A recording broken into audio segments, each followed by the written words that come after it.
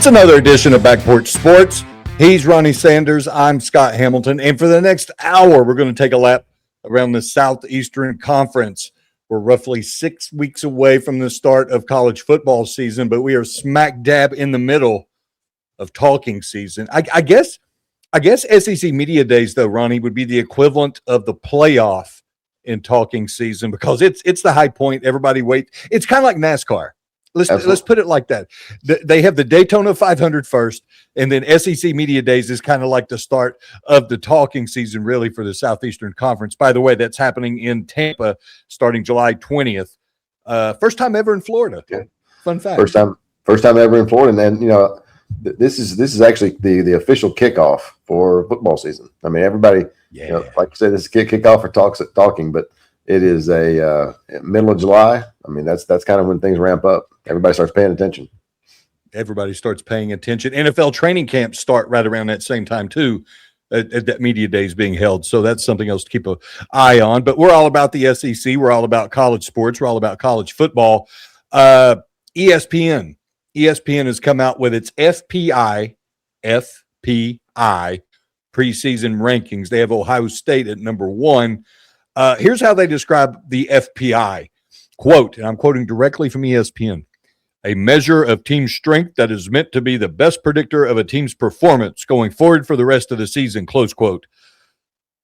Okay, whatever. I don't like to get into the minutia of all the numbers myself, but a team's FPI number, and I'm reading again straight from ESPN, predicts a team's expected point margin against an average opponent on a neutral field.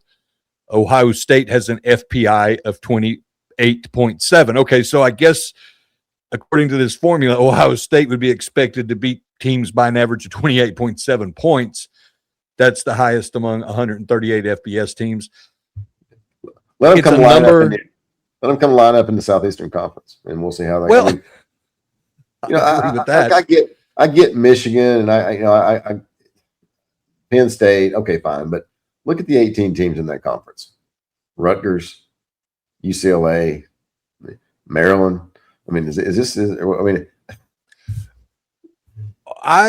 when I think of Maryland, I still think of the ACC. I was in Cole Fieldhouse one night for a Duke Maryland basketball game, and it was the most intense thing I've ever seen. I watched people throw garbage at Carlos Boozer's mom and dad. It was insane.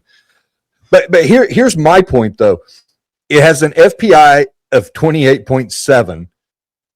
That is a number that is based on things that happened last year that we are getting in July.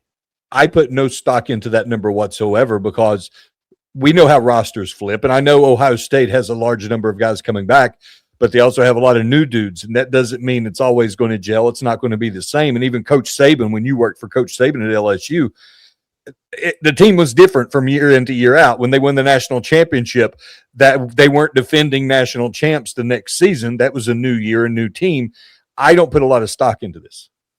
I put zero stock into it. I mean, a lot of these teams have 50 plus players new that are on the roster. So How do you know? I mean, and I'm not saying Ohio State does because they don't, but a lot of that top 25 does. A lot of the top 25 does. By the way, and this is where we kind of talk out both sides of our mouth, 12 SEC teams are in the top 25 of ESPN's FPI ranking.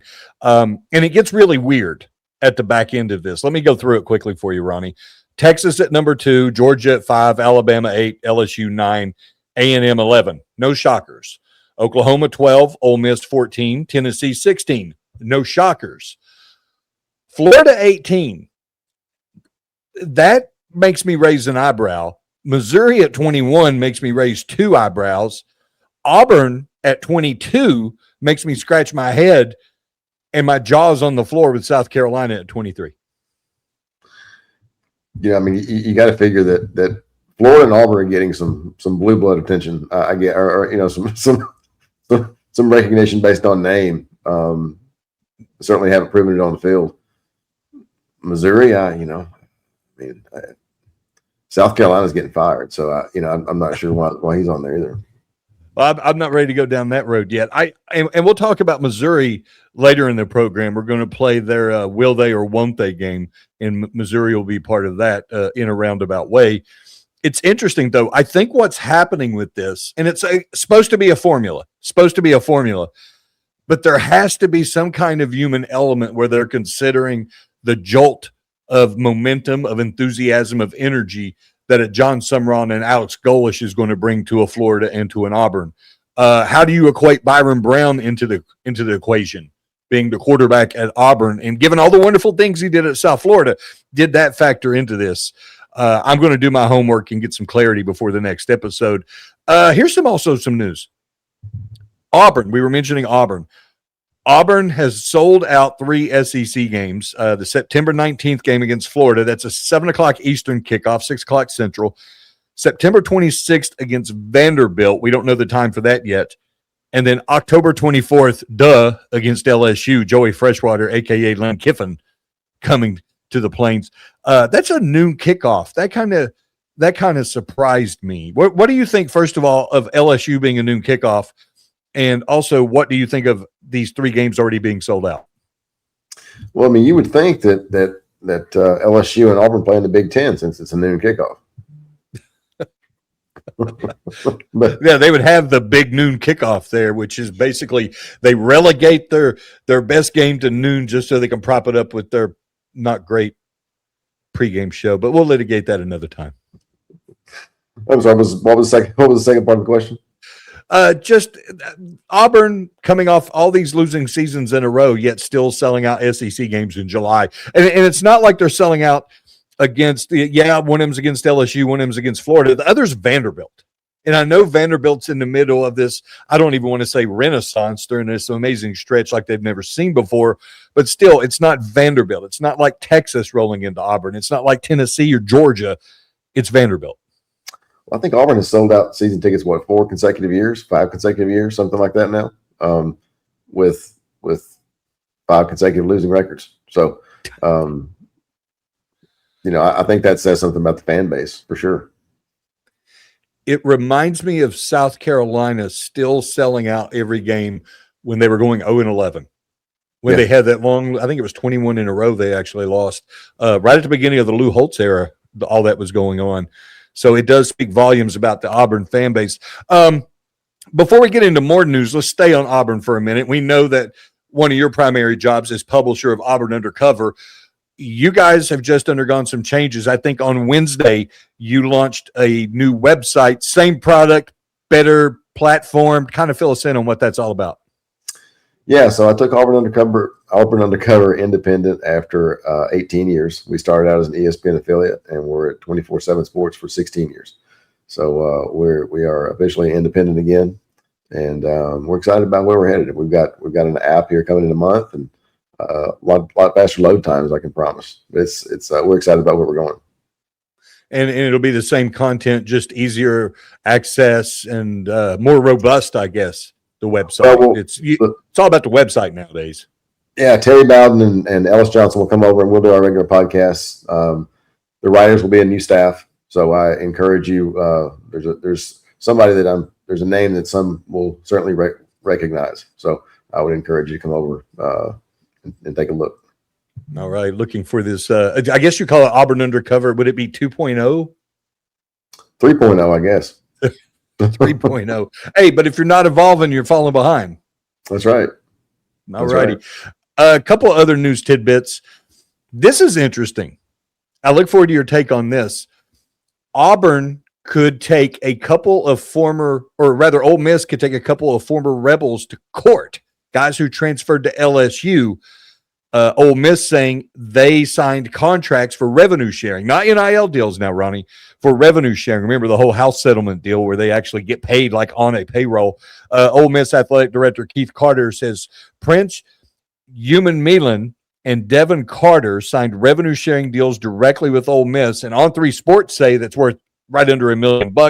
Carter won't say how much he uses. He just says, and I'm using air quotes for the listeners, significant money. Yeah. It would be the first case of its kind, given revenue sharing is a new thing.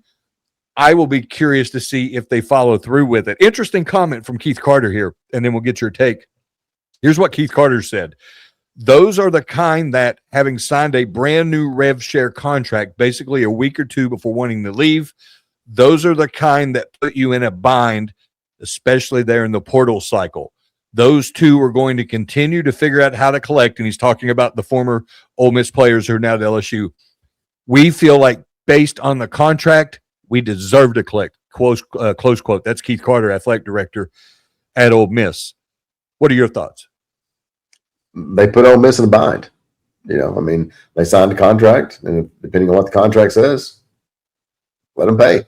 I understand they're young kids, but they're getting paid a lot of money. So they've got agents and handlers and whoever else running around with them. So somebody that can give them some advice. But don't sign a contract unless you're willing to abide by it. What'll be interesting is that a lot of these contracts are kept under lock and key, even at public universities. The media, journalism people, reporters, they have had a hard time getting their hands on these documents. I'll be curious to see how these documents read, and also very curious to see what kind of amounts we're talking about. Keith Carter saying, again, air quotes, significant money.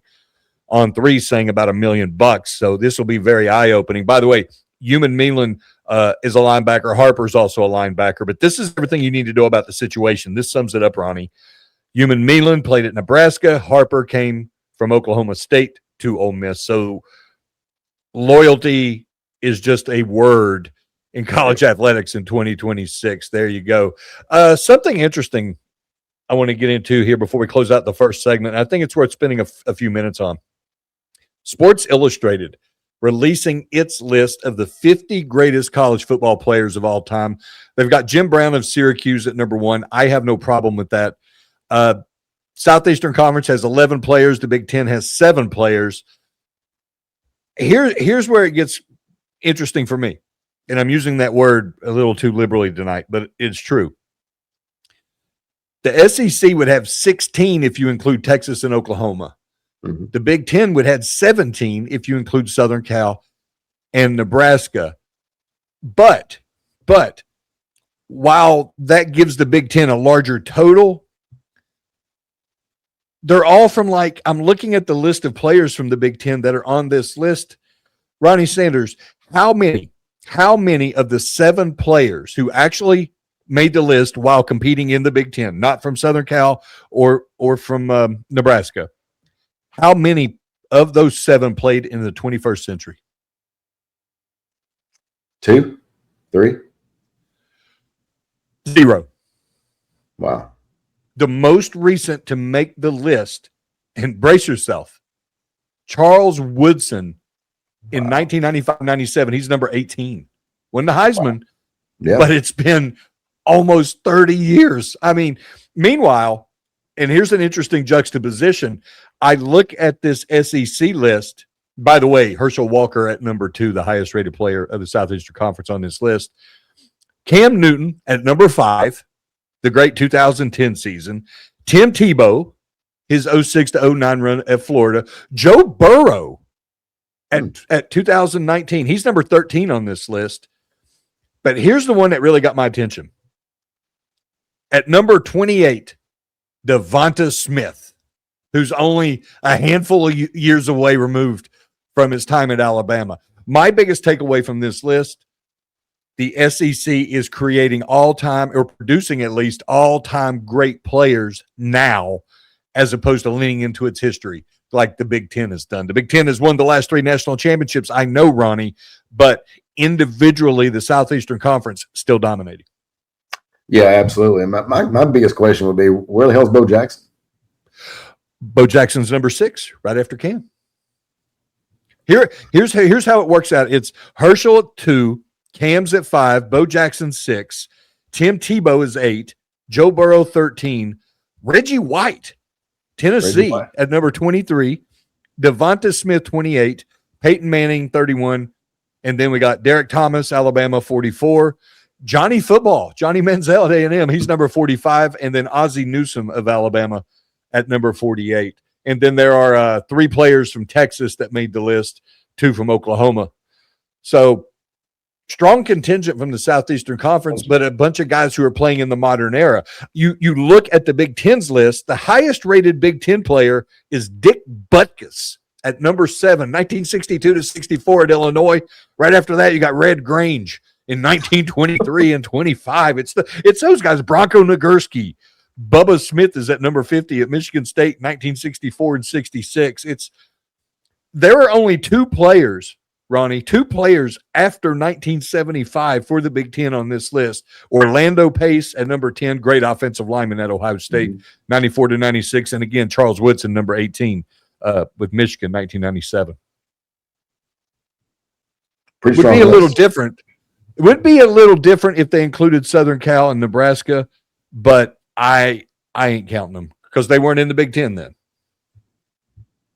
I agree with you 100%. You got to play in the conference. And that's one of the things that the ACC is the worst about that.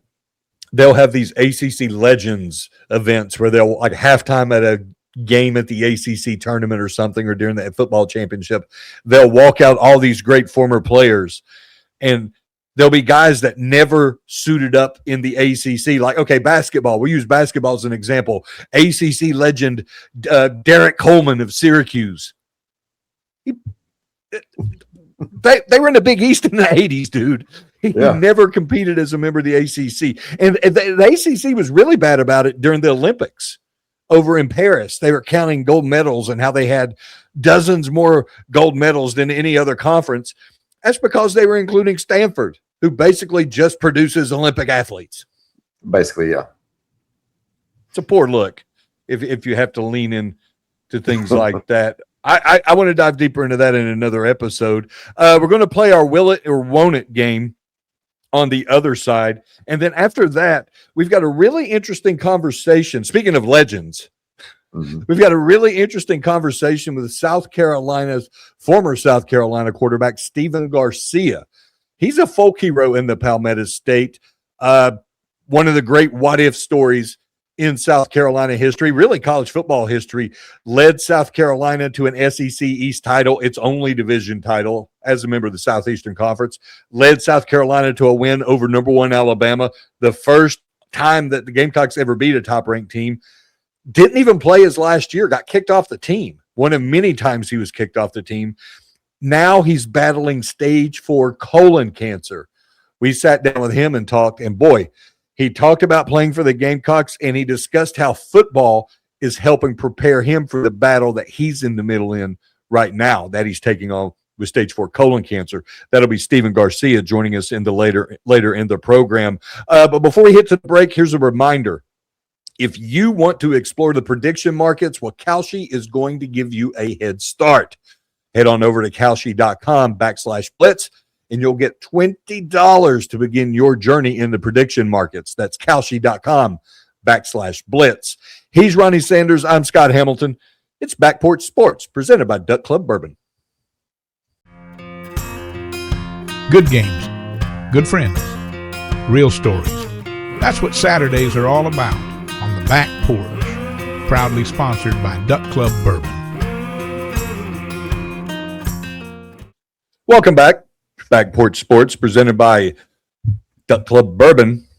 We've got Stephen Garcia, former South Carolina quarterback, joining us in about 8-9 minutes on the Duncan Williams Asset Management Hotline. We're going to look back at his career with the Gamecocks and talk about what he's doing to try to beat stage 4 colon cancer. That's Stephen Garcia, former South Carolina quarterback, joining us in just a few minutes. But Ronnie, let's play a game that we started last week. And I think it's a really good way to get ready for the 2026 season.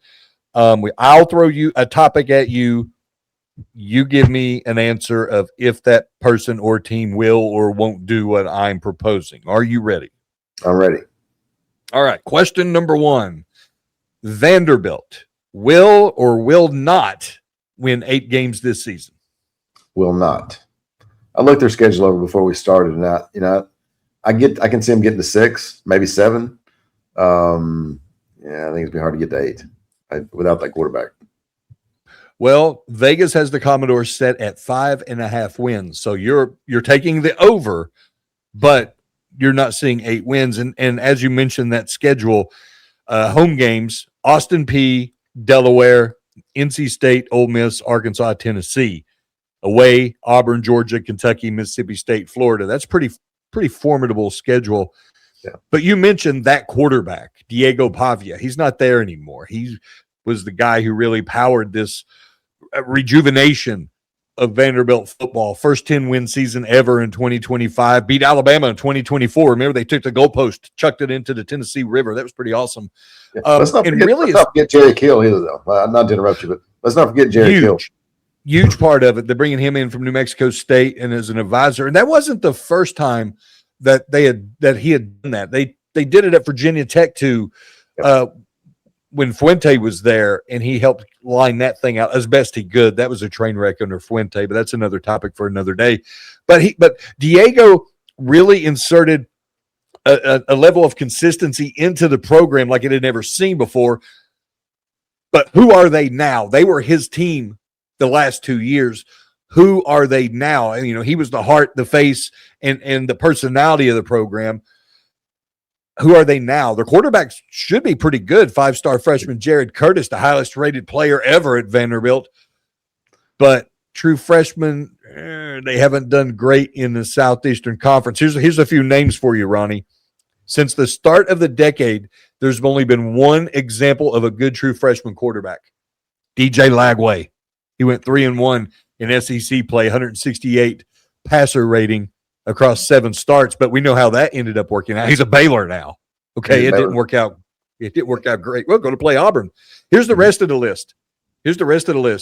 Robbie Ashford, as you know, A.J. Swan, and John Reese Plumlee, who I do believe John Reese Plumlee ended up transferring. Did he transfer to Central Florida? And then I think he ended up just playing baseball. I need to fact check myself on that. You had some solid true freshmen, Will Rogers at Mississippi State, but he was still being guided by Mike Leach at that point. He was still with us, bless his heart. And Bo Nix, who was dealing with a lot of issues while he was at Auburn, then eventually jettisoned out west and did pretty good for himself. So pretty well. It's quarterback-driven league. Beat Alabama as a freshman quarterback, and went through what? I mean, he had to deal with Gus Malzahn not being able to throw the ball and Potato Man being, Potato Man. Let's say it's Brian Harsin. Come on. Where's he at now? I need to look and see where that guy's at now. Last I checked, he just got fired at Cal. Did he really? Well, they fired the whole staff, but being out west is where he needed to be. Yeah, he was most recently the offensive coordinator at Cal, but they have a new head coach now at Cal, so I guess he was, Vanderbilt, it's a quarterback, football is a quarterback-driven sport. The SEC is a quarterback-driven league now. I think Vanderbilt slips back a bit. I like 6 wins, maybe 7. I'll be with you on that. But think about this, Ronnie. We'll put a pin in Vanderbilt for this week. Vanderbilt has only won 6 or more games 8 times over the last 40 years, and it's happened the last 2 seasons. So if they get to 6 or 7 wins again, they're still popping champagne in Nashville. Question number 2. Who will have a better season, Austin Simmons or Trinidad Chambliss? Now think about it for a moment. I'm going to say Austin Simmons. And I'll tell you what. Trinidad Chambliss is going through a coaching search or coaching change. And so you've got a defensive head coach taking over. It's probably going to be a little bit of a new system. I just think, there's potential there for him to struggle. So that's my take. What about you? I agree for a couple of different reasons. I agree for one reason. You're right on the coaching change, and it's not so much the Pete Golding, Lane Kiffin thing as Charlie Weiss Jr. no longer being there. He's going to be at LSU, new offensive coordinator at Ole Miss, John David Baker. He'll be the one trying to work with Austin Simmons, or rather Trinidad Chambliss. How does that dynamic work out? I don't know. And remember, Austin Simmons was the starter at Ole Miss for a reason. And then Trinidad Chambliss did so well. You don't fix it if it ain't broke. You know what I mean? So we really don't know the ceiling for Austin Simmons. I like Missouri. I think Eli Drinkwitz is the guy who can work with somebody like Austin Simmons, make him feel good about himself and make him feel comfortable. But I also think that Missouri might innately have more weapons at wide receiver, but especially in the running back. And the success of Austin Simmons could hinge greatly on the health of Ahmad Hardy. Remember, he got shot a few weeks ago. If he comes back and he plays like the guy that we saw last year, that'll take a lot of pressure off Austin Simmons. But the fact of the matter is, when you look at Ole Miss's schedule right now, Austin Simmons is probably only the fourth best quarterback they'll play. Texas, you got Arch, Gunnar Stockton at Georgia, and then LSU's got Sam Leavitt coming in from Arizona State. Tough crowd. Tough crowd. So, okay, we agree on that one. Last one. And this kind of goes back to what I was saying last segment when we were talking about the Sports Illustrated 50 greatest players of all time and how many more. Sports Illustrated become a thing? Is it back now? I thought Sports Illustrated. I think so. I actually worked for them for 6 months, and then COVID hit. And that's when they were undergoing new ownership and trying to get a new business model. It's still not what it was, and I don't know that it ever will be, but they're doing better. They have Pat Forty, who's still a prominent voice, a legit journalist, a legit columnist, but it doesn't have the gravitas it had when we were growing up. And if it was in Sports Illustrated, it was the gospel. If you were in Sports Illustrated, you arrived. Yeah, there's not even a magazine anymore. I don't think. I think it's just I think it's a cheaper version of what Scout used to be, which is now bankrupt. I couldn't tell you the last time I actually put my hands on a magazine, which is unfortunate. Okay, last question. The winner of the Red River rivalry, it's a mouthful, Red River shootout for all, those of us of a certain age. The winner of that game, Texas-Oklahoma, Oklahoma-Texas, will play in the SEC championship. I'm going to go with yes. And I like Oklahoma. I like what I think they're going to be more disciplined on offense. I think the quarterback material is going to come along. I think he'll be more mature and take care of the ball a bit better. And keep in mind now, Oklahoma won 10 games last year. So I'm high on Oklahoma this year. Well, the defense is going to be good. We know that. Any Brent Venables team is going to have a stout defense. Mateer was Jekyll and Hyde at quarterback last year, one of the best in the country. Then he hurt his throwing hand, and it was a broken bone in his hand or it was a broken thumb. We never got 100% clarity on it. He should not have been playing, yet they still were able to make the college football playoff, and I think that's the expectation this time around. Here's Oklahoma's schedule.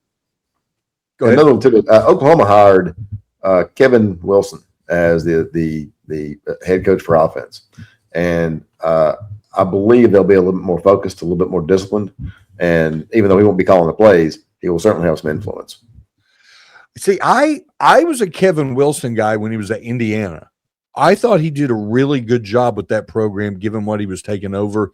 Not a Kurt Signetti-like situation, but it was different then. There was no NIL, no transfer portal, harder to build a team. He's having to try to build Indiana from a ditch, basically, and work his way up. So I really like that hire a lot. Here's who Oklahoma has on its schedule right now. Kentucky, Mississippi State, South Carolina, Florida, middle of this season. That's 4 straight games against teams that did not go to a bowl game. Oklahoma does not play Alabama, does not play Auburn, does not play LSU, does not play Tennessee, does not play Vanderbilt. They do have A&M and Ole Miss in November, but those games are in Norman. They go to Georgia earlier in the year, and then they have Michigan non-conference. I like Oklahoma's chances. I like it a lot. And not just Texas, because – go ahead, I'm saying. And not just because of the schedule. Not just because of the schedule. Schedule lines up for them. But, again, I think they're going to be better than they were last year. And last year they won 10. I think they'll have a chance to be in the playoff and win the whole thing. Last year they went to the playoff. I mean, that's right. Unbelievable for considering that actually there was a whisper that Venables might actually be on the hot seat going into last year because they'd had a couple of bummer of seasons. Worth noting for Texas, Longhorns do not play Alabama, Auburn, or Georgia, but they also don't play Kentucky, South Carolina, Vanderbilt. Make of that what you will. Speaking of South Carolina, Stephen Garcia, a folk hero in the Palmetto State, former quarterback of the South Carolina Gamecocks. He's going to join us on the other side and talk about his time playing in the SEC and also his current battle with stage 4 cancer. Stephen Garcia joining us on the Duncan Williams Asset Management Hotline. He's Ronnie Sanders. I'm Scott Hamilton. It's Back Porch Sports, presented by Duck Club Bourbon. From the blind to the back porch, some traditions are built to be shared. Duck Club Bourbon, real heritage, no gimmicks. Proud sponsor of Back Porch Sports. Stephen Garcia's 4 years at South Carolina, arguably the most eventful 4 years in the history of the Gamecocks. National rankings, wins over number 1 teams, a division title. And it's also a story of what could have been. What could have been with Stephen Garcia? And I have some very specific questions about what could have been, and I'm just going to ask him directly. He's joining us now. And Stephen, here is my first question for you. If Stephen Garcia is playing college football in 2026, what's his NIL value? What's his name, image, likeness money? I mean, who's the highest paid guy right now? The guy from Miami? Either him or Arch Manning, somebody probably like that. I would imagine it's up there. And that's not just from me saying that. I feel like a lot of people that are worth a lot of money have said that they would have done what they needed to do to make sure I stayed in Columbia. So, yeah, I mean, it's kind of frustrating, but at the same time, man, at 18 years old, you give me that much money, I'd probably not be alive right now. Yeah, two of us. Yeah. It's a different world, but when you look back at your time with the Gamecocks, dude, that was like watching the Beatles land or something, or the rise of Led Zeppelin. I mean, it was a different vibe. You know, Spurrier was cooking. He had you a quarterback. The Gamecocks were beating nationally ranked Alabama, number 1 in the country. I mean, that was serious business. What do you think of when you look back to your time with South Carolina? Yeah, I mean, you already mentioned it, but what could have been? There was some bonehead stuff that I did that, I definitely regret, doing it. But, I mean, just the amount of camaraderie that we had in that locker room. I'm still very close with literally every single person on that roster. Everybody on the coaching staff I still talk to this day. Strength staff, equipment managers, coaches, coaches' wives. I mean, literally everybody. So it was a very tight knit, family oriented, organization that Coach Spurrier had, put together, and I'll forever be grateful for that. I mean, obviously, with what I'm going through right now, the amount of support that these guys have had towards me has been unexplainable, to be completely honest with you. I'm not here to stroke your ego. I'm not here to pump you up, but man, you're like a folk hero. You're like Paul Bunyan or something. I mean, we talk because think about it. When you have like these folk heroes, a lot of it's in myth and, mystery and what could have been. And did this happen? Did this really happen? And I read your bio and I'm like, there's no way that dude did that. There's no way that dude did that. There's no way. No, all that did not happen to one person. And you've taken on like a cult figure like status, because it's been what, 15 years, 16 years since the last time you played? And people know who you are. People know who you are, but this is kind of my point, Stephen. You've come back into our consciousness now because of this battle you're in. And what does it mean for people to come to you, to rally around you the way they are, given what you're fighting right now, and given it's been a long, long time since you put on a Gamecocks uniform? It's honestly insane. I don't know any other word or term to describe it. I've had, like I said, former teammates and coaches that have reached out to me directly. Dabo Sweeney reached out to me. I actually saw him when I was on vacation last week down in Boca Grande. I've been in contact with him. I mean, he'll text me randomly, 2-3 times a week. So Darius Rucker, I mean, just the amount of coaches around the country. Bob Chesney down at UCLA. Yeah. The head coach at Texas State. I mean, just I'm obviously forgetting a bunch of guys, but it's honestly been nuts. And I'm extremely blessed for that opportunity that these guys are coming out and support me. But never in a million years that I'd be going through this, or B, that I've had this much support so far. So it has been a godsend, because it's definitely helpful to kind of mentally get through this. Did you realize that this would happen when you came public with your situation? No, had no idea. My wife set up the GoFundMe, and I'm like, why are you doing that? Like nobody's gonna really give too much of a shit, to be honest with you. And I try to stay as private as a person as I possibly can be. Obviously with the training business and all that stuff, I got to be vocal about that. But for everything else, I try to keep it kind of in a closed group. But when this thing happened, it's like I have to kind of spread this awareness, and that's when we came up with Quarterback Your Health, and we started the 501c3, and gonna try to make chicken salad out of chicken shit. So just trying to have a silver lining, and to be completely honest, man, there's been so many stories of guys and ladies that have reached out to me and said, you've inspired me to go to the doctor to get checked out. So there is silver lining to this whole mess, but it's definitely a challenge, mentally, physically, spiritually. But the amount of support that I've gotten from random people to family members to former teammates has been unbelievable. We're joined by Steven Garcia. Follow him on X at Steven Garcia. And look, man, if it's going to happen to anybody, you're a guy that I think can get through this. I truly do. But you're also a guy who, kind of to your point, can help others because you're being real about it. You're being straight about it. I mean, this health issues are a personal thing, a very deeply personal thing, but the only way to educate people is to be upfront about it. You've been upfront about it. And it makes it better for people like me who I've never had cancer. I've had people, everybody's had somebody impacted by cancer, but I've never had cancer. But I feel like I could just ask you questions and, because it's scary for us because we don't know how you're fighting, dude, a battle. Oh yeah. And we don't know how to approach you about it. And so I look at you and I go, how do you want us to communicate with you with our questions? And what can we say to you? I mean, I know you don't want to be coddled, but what do we do? Yeah, that's a good point. That's a good question. I'm an open book. I'm trying to use this entire platform and this entire, situation to, like you said, educate people and try to inspire people to go get checked out and to try to inspire people like, hey, you're going through this. I've got to go through it. It sucks, but it is such a mental, thing to go through this kind of deal. And, you just got to be positive. One of my best friends, who's now the tight ends coach for the Baltimore Ravens, he had a 2 fist sized tumor in his chest. I want to say about 2 or 3 years ago.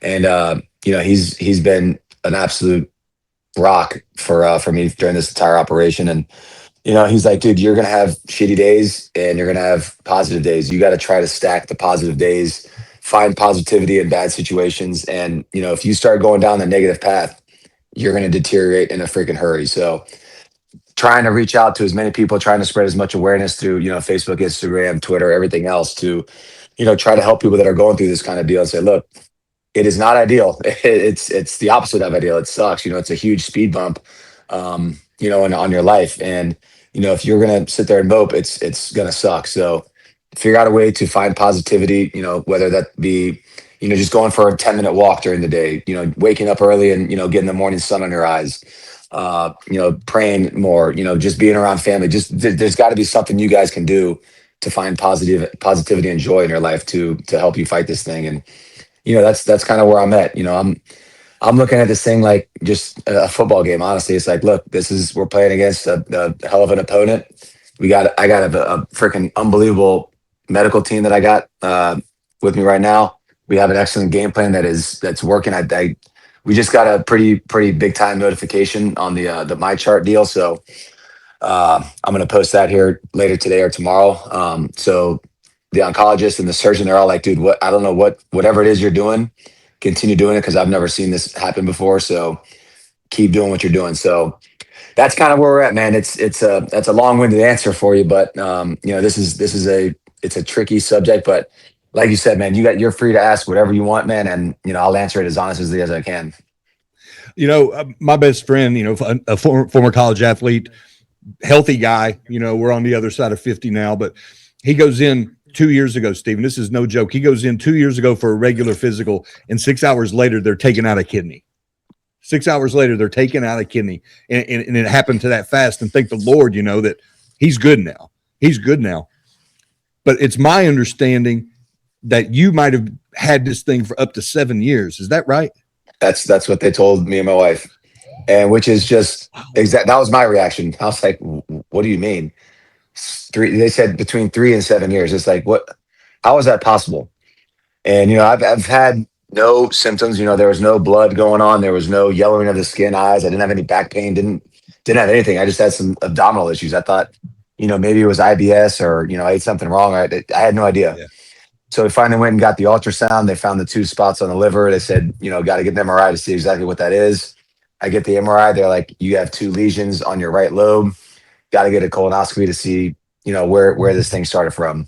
And that's when they found the mass, up there. And then they did a biopsy. Then they put the port in, and we were off to the races with chemo. And the first round, they did Folfox, which is not as intense. They just kind of want to see how I was going to react to it. And then, they saw how I did. So they're like, all right, we're going to add you. You're a young patient. You're otherwise, other than this situation, you're healthy, you're active. So we're going to give you, they call it the big guns, full Farinox, or I don't even know the amount of terms and scientific shit that I've had to learn over the last few months has been ridiculous. But so they've given me the biggest chemo that they've gotten for the last 5 rounds. And there, like I said, there has been some terrible days, but a handful of them, 4 or 5 maybe, and it's just just massive constipation. But other than that, dude, I feel freaking amazing. I'm still out there training, going on walks with the wife, and just living life normally,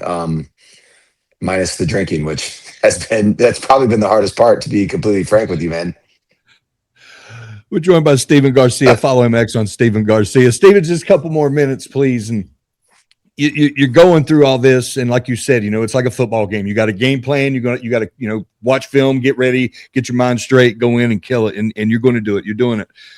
How is your family handling this? And maybe not so much your wife, because she's with you every day, every step of the journey. But your kids are growing. They're developing. I believe your son, he's going to go to college. He's going to play quarterback himself. How are they able to compartmentalize this and keep doing their business to keep moving forward?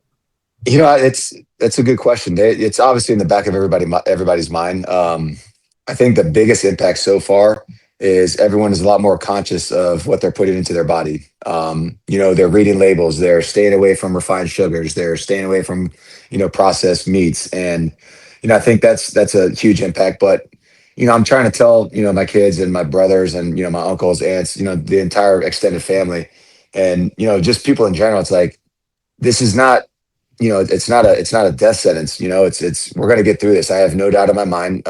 Just be positive, and we're going to get through this. And that's kind of been the concept of what we've been talking about the last several months. And obviously, it was a very difficult conversation to have when we first found out. A lot of tears going on, a lot of questions like why this, why you, and it's like I don't know. I don't have an answer for you. Nobody knows the answer of why it happened, but it is what it is. We're here. This is what we're going through. We're going to fight this thing head on, and we're going to attack it head on, and we're going to beat this son of a bitch. And that's the attitude we got. Just a couple more questions, please. Was there anybody you heard from that really set you back? We talked about it earlier, and I know hearing from Dabo kind of shock you, but not really, given the kind of dude he is. Football, the rivalry thing is one thing, but human being thing, it's a whole other thing. And I've always said that football is the biggest fraternity on earth. You said it no too. Doubt. The locker room's the most inclusive place on the planet, dude. All doubt. Your differences are you. And did you have somebody though that reached out and you went, maybe somebody you don't even really know, and you went, damn, I can't believe that guy knows who I am? I mean, Sterling Sharp, I know him personally, but the fact that he's a Hall of Fame guy and he's still texting me randomly, asking how I'm doing, checking in. I mean, it's astounding. It's pretty amazing. But a guy that I was super shocked was Craig Melvin from Good Morning America. Yeah, so Today Show, brother, get it right. Today Show. Yeah, you're right. My bad. But yeah, he reached out to me, and I had no idea. I was like, I don't watch that. I have no idea, but his brother went through something very similar. So he is very adamant about, colorectal cancer. And so I'm hosting the event on August 21st, and I think he's coming down for it. So that was a pretty big shock to see his name come across my phone. Tell us about the event on August 21st.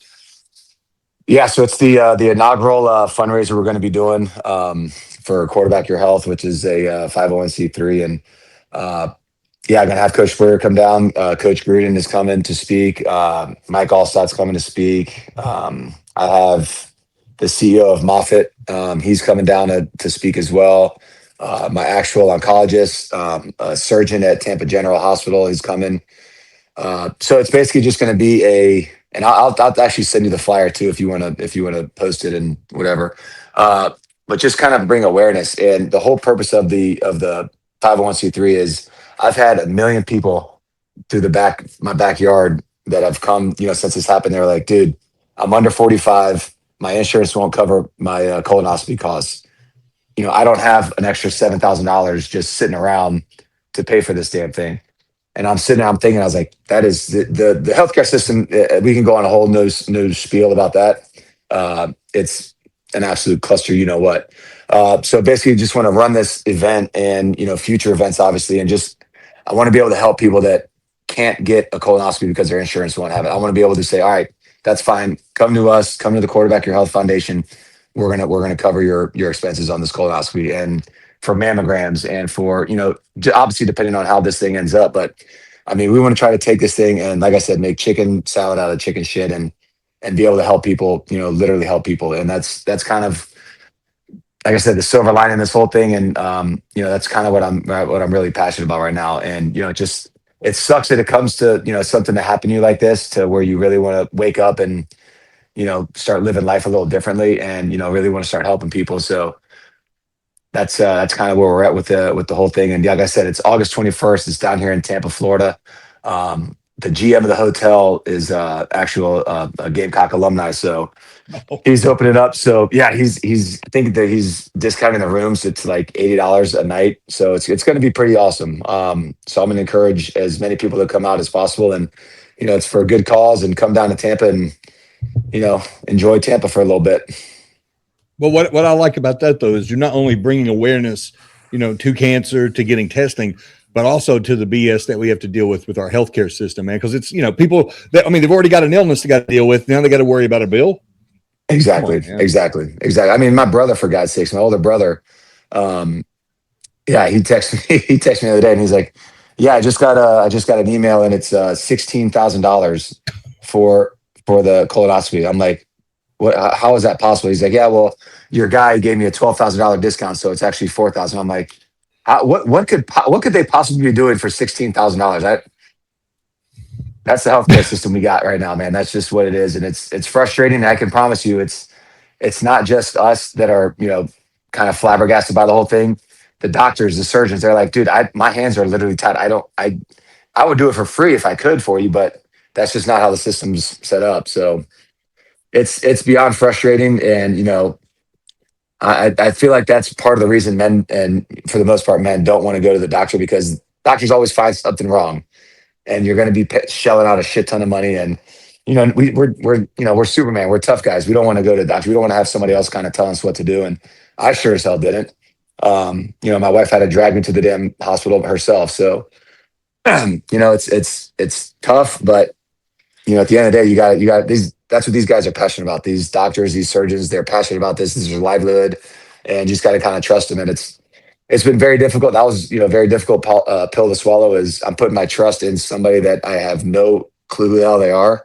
And I'm just rolling with what their game plan is. Luckily, I trained the son of the head surgeon at TGH. So he's kind of been, he's kind of been helping out with a lot of things, and, quarterbacking this whole deal. And, shout out to Dr. Chajinski. So, that's, again, another long-winded answer, but, that's kind of how my brain's operating these days. Last question. When you get through all this, what are we going to call the book? Gotta be a book. Geez. Or maybe a movie. Dennis Quaid plays everybody. He'll play you too. Why not? Be a good book. What are we going to call it? I might have lost it. What are you going to call the book? It's funny. I've had a lot of people ask me about, keeping a journal and, doing this. And I got a lot of text messages, a lot of videos, a lot of pictures. I'm going to kind of transfer that to a journal if possible. And I don't have any idea. I have no idea. Well, It's got to include. I tell you what I can look forward to. I can't look forward to a freaking cold beer fast enough, man. After out there running around in the heat and not being able to drink and all this other stuff, man, I cannot wait. It's that little carrot dangling right now. I just can't wait for a cold beer. That would have been your NIL sponsor, Anheuser-Busch or somebody, or Heineken, no doubt. you know. He's the great Stephen Garcia, buddy. We're all praying for you, pal. Keep us updated. And August 21st, we're going to make sure we get the word out about your big event, help a bunch of people out. Awesome, man. Yes, sir. I'll shoot you over that flyer so you can check it out. And, if you want to post it, great. If not, no worries. But I do appreciate you having me on, man. You got it, brother. It's the great Stephen Garcia. Follow him on X at Stephen Garcia. Stick around. We'll be right back. We believe Saturdays are built on family, tradition, and the stories that stick with you. Duncan Williams helps protect the legacy behind it all, today, tomorrow, and for what comes next. We're making a final lap this episode of Back Porch Sports presented by Duck Club Bourbon. Want to thank former South Carolina quarterback Stephen Garcia for joining us on the Duncan Williams Asset Management Hotline. His story, Ronnie, I mean, here's a guy, he's about to be 40 years old. He's got stage 4 cancer, trying to continue living his life. He's got kids. He's got a kid getting ready to go to college.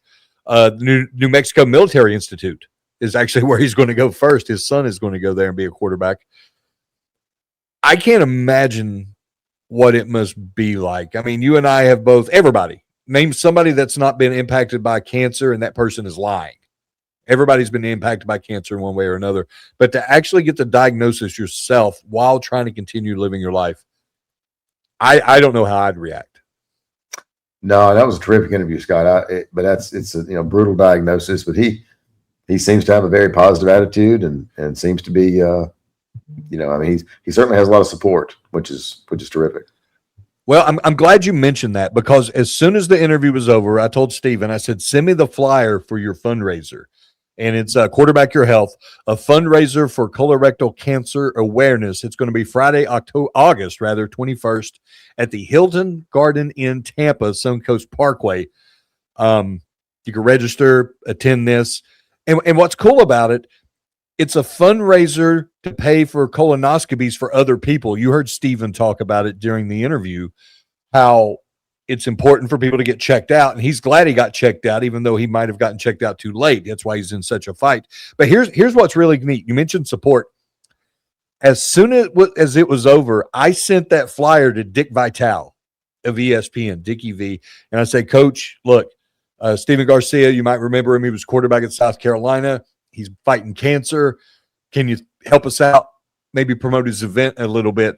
And Dickie V did not hesitate. 90 seconds after I sent that text, he responded, absolutely, I will do it now. Then he sent me a screenshot, Ronnie, of where he put it on all his social media. This is really special. Check it out. We'll save lives. So it's amazing. It is amazing. And by the way, Dickie V, he's got his own cancer battle.